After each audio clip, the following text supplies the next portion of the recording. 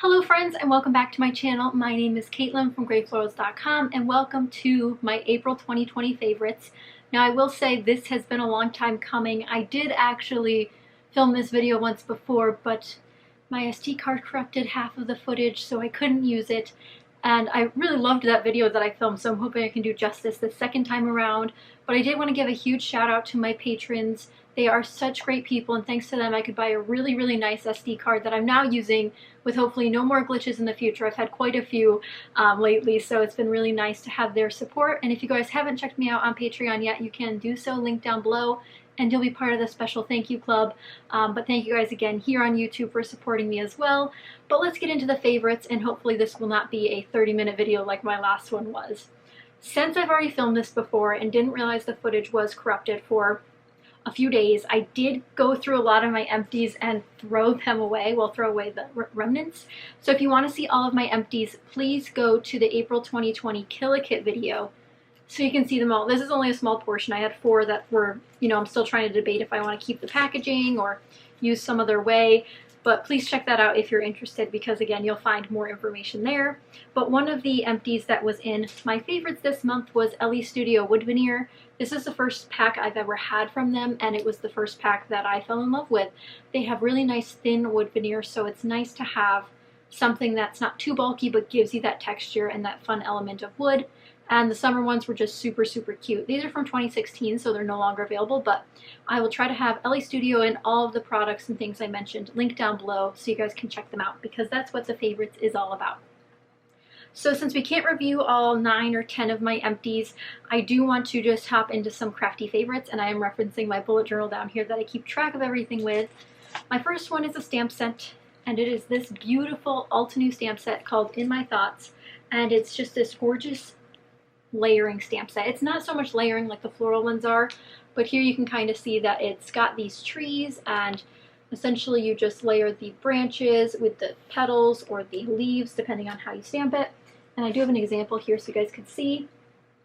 This is what it looks like when it's completed. And I made, sadly, a bunch of sympathy cards lately and have had to actually send them out. And I know it's a tough time for a lot of people, so sending mail is a really great way to check in on people, to give them a little smile in their day. Highly recommend it. I've been sending a ton of cards during quarantine, and hopefully you guys are too. I do have a second stamp set that's in my favorites this month, and this is the one I made all of my Easter cards with, well, a majority of my Easter cards with. And this is the Concord and 9th Pretty Poppy stamp set. Let me line it up here on the backing. So I used the large floral in this stamp set to create some very beautiful Easter cards. I wish I had some to show you, but again, I have sent them out. But I had fun with that stamp set, brand new, both those stamp sets, and I got to use them in April, which is a really great thing. And I've done the same thing in May, actually. I just used some new stamp sets when I mailed some cards this morning. And if you guys want some more behind the scenes, want to know what I create off camera, and want to just know my general behind the scenes, you can check out my Patreon. All levels on Patreon now get access to weekly vlogs where I tell you guys all about my crafty mishaps and crafty successes, so you guys can check it out there. Moving on to a non-physical favorite, my favorite crafty YouTuber at the moment is Lindsay the Frugal Crafter. She has been posting these fun chats. I think it's on Saturdays she posts them. I don't know what day I watch them, but I think she posts them on Saturdays, and she talks about so many different topics, about creating in quarantine, about sending mail, about different types of things, and she covers the spectrum of art. So painting, card making, scrapbooking, she does stamping, she does it all, and it's really inspiring. And if you guys haven't checked her out, I highly recommend it. She also does these really peaceful tutorials that are about painting in watercolors or with those jelly paints. She does all sorts of fun things, so highly recommend you check her out. I will have her link down below. And then another item that I don't physically have anymore is another empty from the previous month. And so in April, I finished a set of Colorcast Designs acrylics, and they were my first set again from Colorcast Designs, but I cannot recommend them enough. They were smooth sailing to use, they were so pretty, and had this beautiful teal color as well that I really enjoyed. And I believe she has a new range for covering quarantine life, so if you guys are interested, I'll have Colorcast Designs linked down below. Next up is a paper pad. So this paper pad wasn't a focus use for anything in the month of April, but I did end up using it a lot. It is the Coastal Paper Pad by DCWV, and this is a unique paper pad, at least in my book, because it has a lot of different textures. It has a lot of different features in it. There's a few papers in here, I've used most of them already, that actually feel like wallpaper, like they have this incredible texture to them. This is one of them. It's this scale pattern, but it feels like fabric. It's really, really cool. And again, there's lots of different types of treatments and some basic patterns, some non-basic patterns. Hopefully you guys can see that. It's a little bit blown out, but coral patterns. And I use this a bunch on the pocket pages in my Disney album that you guys saw in April. Here's another one of the wallpaper ones. And I do believe this is still available on Amazon, but they did redo the outside of it, so it looks slightly different than this one, but I believe it's all the same patterns, and I will have that link down below because a lot of you guys asked what it was because I've talked about it a few times now, but definitely a favorite. I think it's great for just nature layouts in general, and again, for adventure or beach layouts, it's perfect. Another non-physical favorite is the podcast called Two Girls, One Ghost. I listen to a lot of true crime and ghost podcasts, as I'm sure many of you do as well, but I just discovered Two Girls, One Ghost recently, and they have such funny stories, and they also read viewer stories, which I think is such a fun concept. And I've talked about some other podcasts before that do the same thing, but I really like their tone about the situations, exploring certain ideas of what could have happened or what could be the truth and things like that. So if you guys are interested, I'll try to have their podcast link down below. Just another fun one to listen to while you're working from home or you're running errands or trying to grocery shop with all your quarantine get up. Next up is, again, something I did a bunch on my layouts in April, but I already put all those away. So we're kind of backtracking here. I have an example, but it's not my April example. So this is from a live stream, but something I did a lot in April was rip my papers. And as you can see here, this one down here is ripped. So this is from a Patreon live stream. So you guys might not have seen this layout.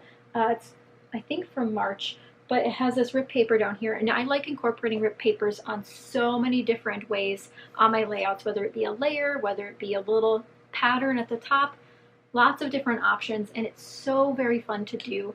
And if you guys have not done it, I cannot recommend it enough. I think it's just a great way to add texture. And I will say, I think from watching Christy's Beautiful Life, she's inspired me to rip more paper. She does that a lot on her layouts. And I just like the look of it. So thank you, Christy, for inspiring me to do so. Make sure you check out Christy. She has some great, great series. I know she's moving soon. I think she's moving soon. And you guys can check out all of her great videos from the past if you have not caught up on those yet, because they are some great series that you won't want to miss out on. A little favorite here, this is something you saw a lot on my Disney cruise pages, and it's this washi tape. It is a royal blue with gold anchors, and that's all there is to it. So nothing too crazy, just a simple gold foiled anchor washi tape. And it's a nice thickness, it's not too thick. I wish it was a little thinner maybe, but I use this on a ton of layouts, which is exactly the goal of the series I'm currently in, which is Craft Your Stash Away. And if you guys have not binge watched it yet, I will have the playlist link down below so you guys can check it out.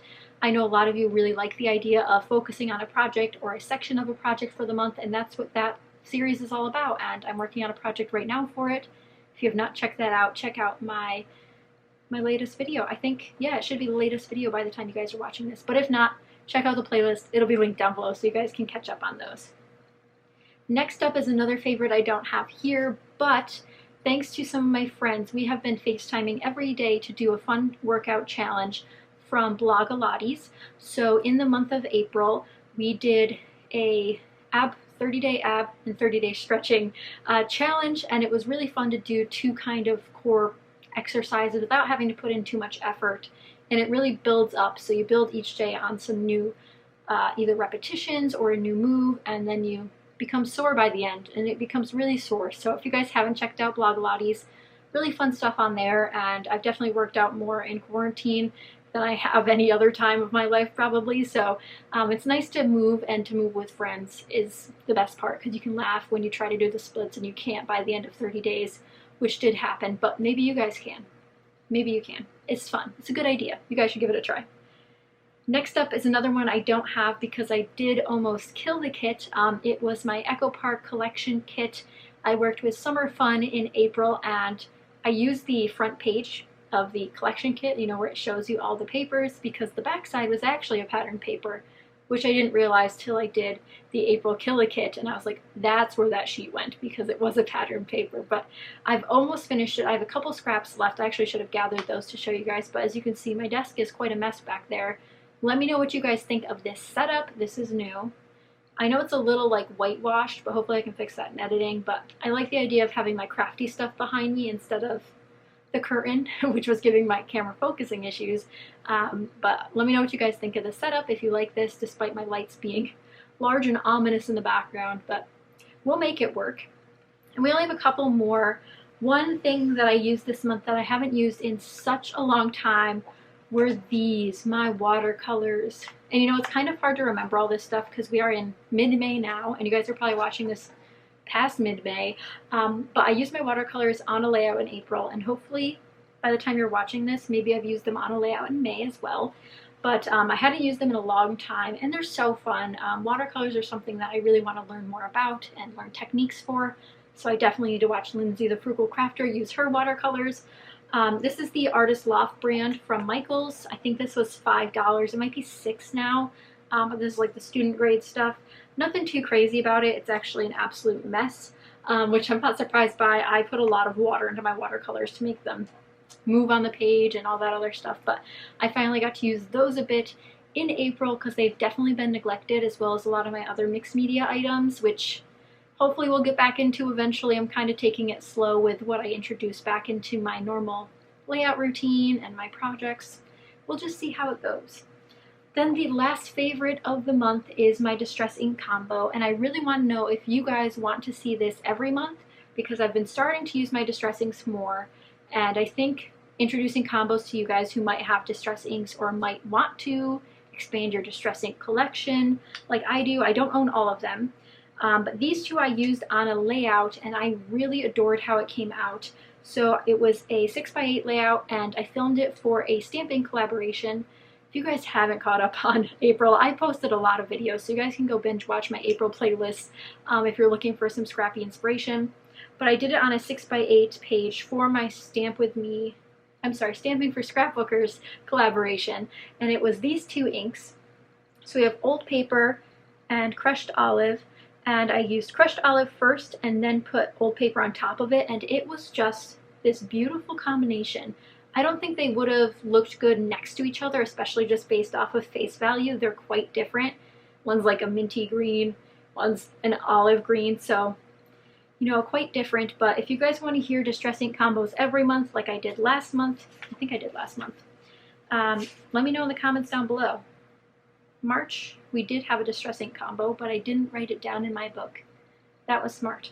But that is it for my favorites this month. Lots of fun things, lots of empties, guys. This was a record empty month for me, and I don't think May will be the same way. I do have some empties, but I don't think May will be the same way. But if you guys have not started tallying your empties, whether it be, you know, empty mixed media, if you've ever done that, an empty ephemera pack, an empty enamel dots pack, an empty sticker sheet, an empty puffy sticker sheet, it is addictive. Write them down. You'll want to start keeping track like I do, because it's just like, okay, I did 9 this month, I got to do 10 next month, or just seeing where you can go with it. But I can't believe that April has come and gone and we're halfway through May. I'm excited to share my May favorites with you when we make it to June, but I hope you guys are all staying well and staying safe. As always in my favorites videos, please comment down below with something that you've enjoyed this month. Maybe your favorite podcast, a favorite book, whatever it may be. Maybe it's a new hobby because we're in quarantine and you're learning new things. Please share down below. We'd love to hear from you. But thank you guys so much for watching and for your support. I hope you guys have been enjoying the videos lately and enjoying yourselves and getting some crafty time despite all the chaos. But thank you guys again so much for watching, and I'll see you guys next time. Bye guys!